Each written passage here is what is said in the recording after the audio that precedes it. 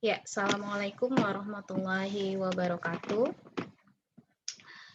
Baik, pada pertemuan kedua ini kita melanjutkan mata kuliah kita yang berjudul Pengembangan Kreativitas Anak CBI.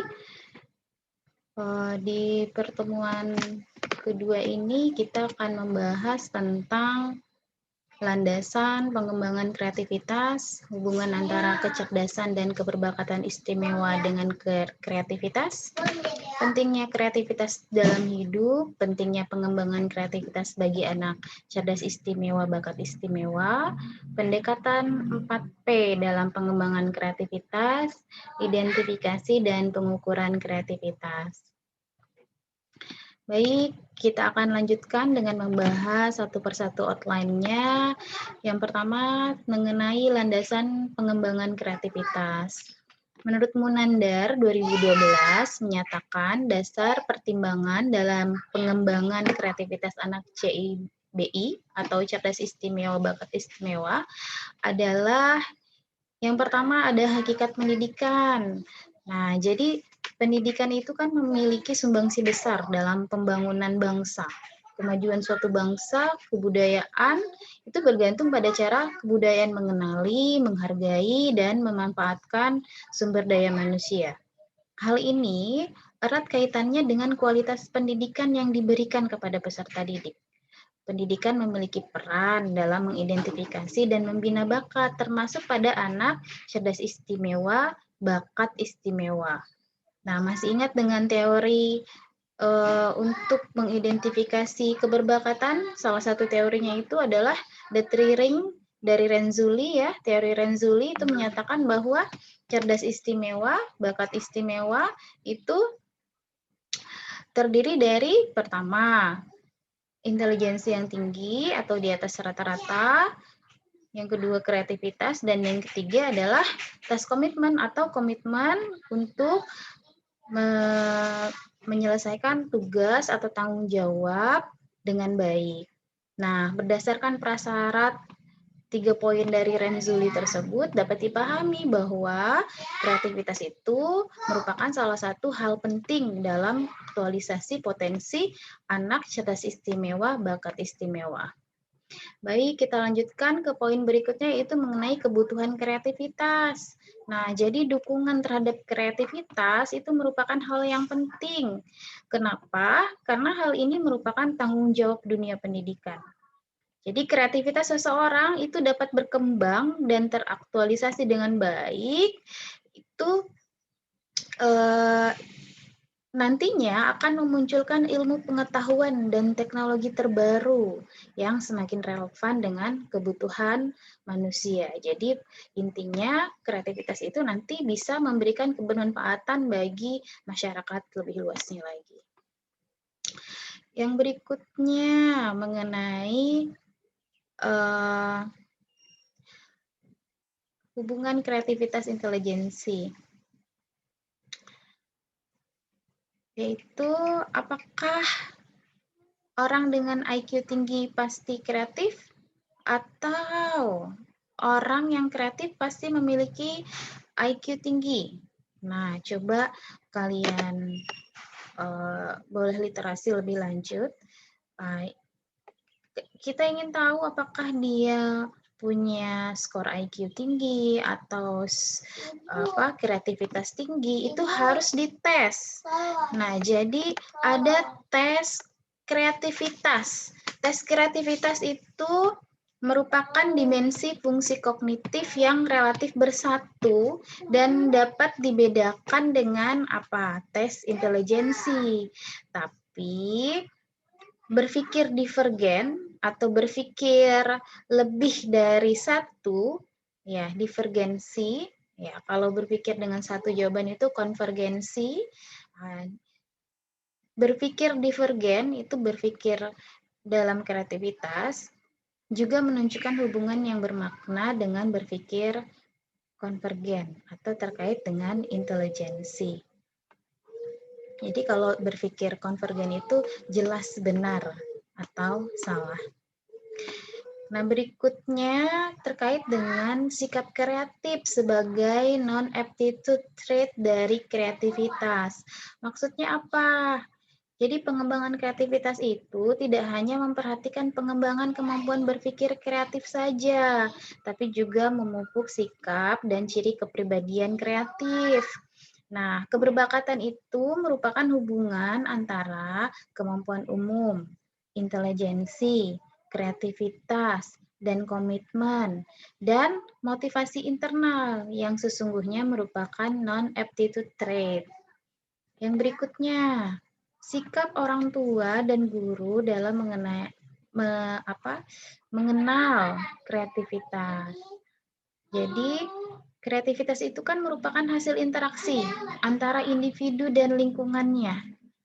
Seseorang dapat mempengaruhi atau dipengaruhi oleh lingkungan dimanapun dia berada. Oleh karena itu, individu tersebut atau orang lain di sekitar individu anak cerdas istimewa, bakat istimewa, itu dapat menunjang atau mendukung atau bahkan sebaliknya bisa menghambat upaya kreativitasnya. Implikasinya apa? Nanti kemampuannya itu apakah kemampuan kreativitasnya itu dapat ditingkatkan melalui pendidikan. Nah, salah satunya adalah terkait dengan disiplin ilmu kita ini. Oke, berikutnya kita akan bahas terkait dengan hubungan antara kecerdasan dan keberbakatan istimewa dengan kreativitas. Nah, ada ciri-ciri kreativitas, indikatornya. Untuk mengidentifikasi anak cerdas istimewa, bakat istimewa, mereka diantaranya memiliki rasa ingin tahu yang besar, kemudian sering mengajukan pertanyaan berbobot, jadi pertanyaan tingkat tinggi berpikirnya. Kemudian diantaranya mereka juga sering kali memberikan banyak gagasan atau usul terhadap suatu masalah. Di antaranya lain mampu menyatakan pendapat secara spontan, kemudian mempunyai atau menghargai rasa keindahan, jadi sense of art-nya ada. Kemudian mempunyai pendapat sendiri dan dapat mengungkapkannya. Nah, selain itu memiliki rasa humor tinggi dan memiliki daya imajinasi kuat. Kemudian apalagi ciri-cirinya, indikatornya. Mampu mengajukan pemikiran, pemecahan masalah yang berbeda dari orang lain, jadi out of the box. Kemudian dapat bekerja sendiri atau mandiri, kemudian senang mencoba hal baru, mampu mengembangkan atau merinci suatu gagasan, dan lain sebagainya. Baik, kemudian kita akan perhatikan slide ini. Biasanya orang kreatif itu adalah orang yang cerdas ya, tapi orang yang cerdas itu belum tentu kreatif karena hal itu dipengaruhi oleh faktor lingkungan dan variabel lainnya. Kemudian orang yang ber-IQ rendah biasanya memiliki kreativitas yang rendah, tapi mereka yang ber-IQ tinggi tidak juga selalu menunjukkan kemampuan kreatif. Jadi intinya kreativitas dan kecerdasan itu memiliki kaitan yang erat walaupun tidak mutlak. Berikutnya kita akan bahas mengenai pentingnya kreativitas dalam hidup. Kreativitas itu memang sangat penting bagi kehidupan manusia. Jadi kalau menurut Utami Munandar tahun 1999 itu karena dengan berkreasi, ya berkreativitas, orang itu dapat mewujudkan dirinya. Dan perwujudan diri tersebut itu merupakan salah satu kebutuhan pokok dalam hidup manusia. Nah, kemudian berikutnya, itu berpikir kreatif itu sebagai kemampuan melihat sebagai kemungkinan dalam penyelesaian masalah yang kurang mendapatkan perhatian dalam pendidikan formal. Karena biasanya dalam pendidikan formal kita terbiasa dengan cara berpikir konvergen, tidak dengan divergen. Nah, kemudian eh, berikutnya itu sikap berkreatif itu bukan hanya menghasilkan manfaat, tapi juga memberikan kepuasan kepada individu tersebut. Nah, selanjutnya, jadi meningkatkan menghasilkan manfaat, ya. Nah, berikutnya meningkatkan kualitas hidup. Maksudnya apa? Ya, jadi kreativitaslah yang memungkinkan manusia untuk meningkatkan kualitas hidupnya.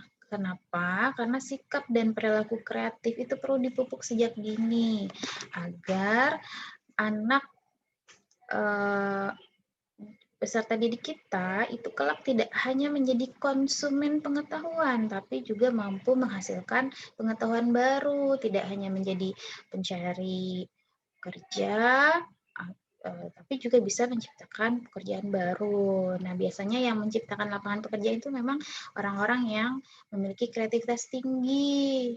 Ya, berikutnya kita akan lanjutkan pada slide tentang pentingnya pengembangan kreativitas bagi anak cerdas istimewa, bakat istimewa. Nah, jadi di sini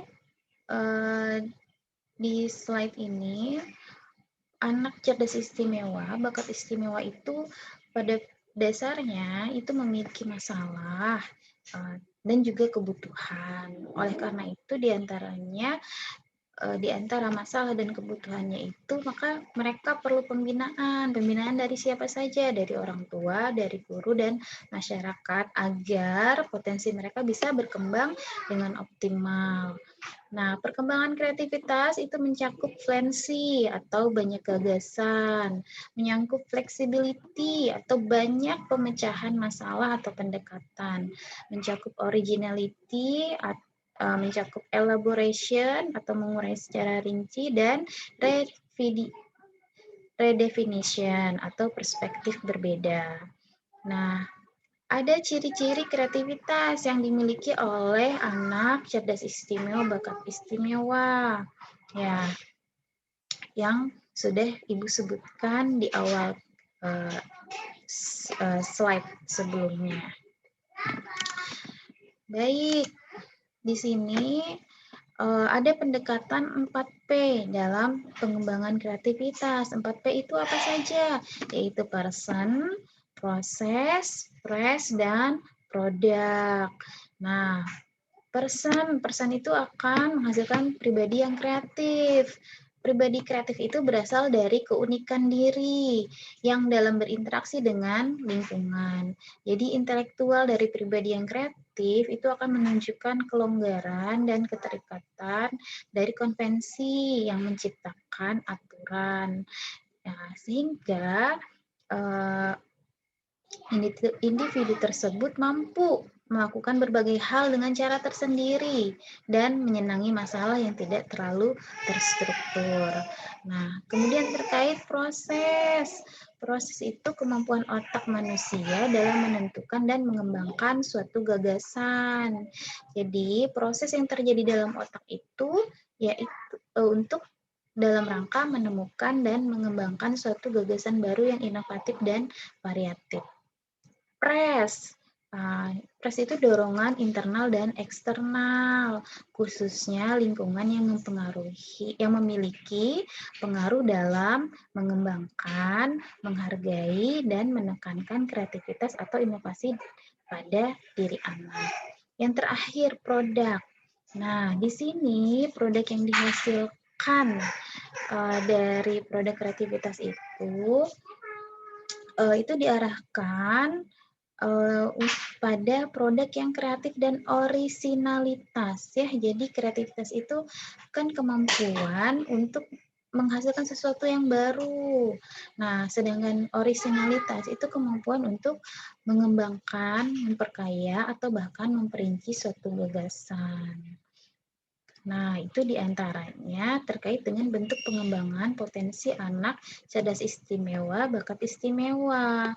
Bahwa potensi anak cerdas istimewa, bakat istimewa itu perlu dipupuk untuk mewujudkan kemampuan potensialnya, sehingga diperlukan menyediakan pelayanan khusus dan guru yang memiliki karakteristik khusus yang mendapat pelatihan khusus. Ya, di antaranya seperti kita yang notabene adalah calon guru atau guru pendidikan khusus. Nah, guru nanti akan menentukan tujuan dan sasaran belajar, membantu dalam pembentukan nilai pada anak terkait dengan nilai hidup, nilai moral, nilai sosial, ya. Nah, kemudian nanti kita akan bantu anak, memfasilitasi anak supaya memilih pengalaman belajarnya, menentukan metode atau strategi mengajar, dan yang paling penting, guru itu nanti akan menjadi model perilaku bagi siswa. Ya, tapi bagaimanapun tidak semua guru dapat mengajar anak cerdas istimewa, bakat istimewa. Lalu guru yang seperti apa yang bisa mengajar mereka? Yaitu guru yang memiliki ketertarikan pada layanan anak cerdas istimewa dan bakat istimewa, supaya nanti bisa memberikan layanan yang baik dan tepat.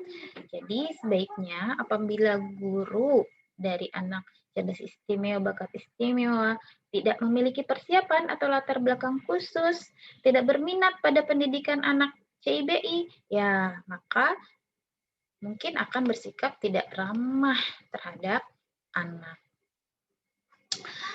Baik, kemudian pada slide berikutnya itu terkait dengan identifikasi dan pengukuran kreativitas. Nah, di sini nanti tes-tes kreativitas ini hanya bisa digunakan atau dilakukan oleh profesional, yaitu psikolog.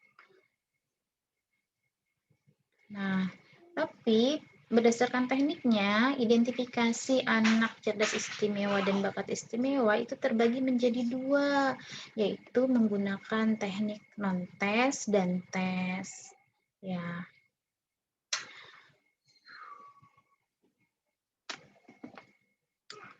Nah, jadi kalau dari teknik non-tes seperti apa? Ya, nanti kita bisa lihat dari catatan apa-apa saja yang sudah pernah dilakukan anak, kemudian dari dokumentasi nilai, dari nominasi orang tua bisa, jadi dari pernyataan orang tua, nominasi guru, pernyataan guru, dari nominasi teman sebaya, temannya melihat, wah teman saya ini memang suka melakukan sesuatu yang baru gitu, yang berbeda, ya. Nah, nanti kita bisa perhatikan juga dari portofolionya, atau kita bisa tanya ke nominasi diri sendiri dari anak itu sendiri, ya. Kita bisa menyusun instrumen ya untuk mengidentifikasi kreativitas anak. Nah, kalau nanti tes-tes itu kita nanti tetap harus jika memungkinkan kita bisa meminta bantuan profesional yaitu psikolog untuk mengukur secara kuantitatif, nanti akan ada skor kreativitasnya yang bisa mengidentifikasi apakah dia memiliki kreativitas yang tinggi atau tidak. Nah, nanti bisa ditindaklanjuti ya untuk proses identifikasi atau pengukuran kreativitas, baik itu dengan cara atau dengan teknik non-tes atau tes bersama psikolog. Ya. Nah, tapi di sini ini contoh, nanti bisa dikonfirmasi lagi kepada psikolog. Tes kreativitas untuk anak kelompok TK dan SD itu biasanya adalah tes kreativitas figural atau TKF. Nah, kalau pada kelompok SMP dan SMA biasanya digunakan tes kreativitas verbal atau TKV. Tapi nanti lebih lanjut kita bisa konsultasi dengan profesional yaitu psikolog. Baik, barangkali untuk pertemuan kedua demikian saja yang bisa Ibu sampaikan.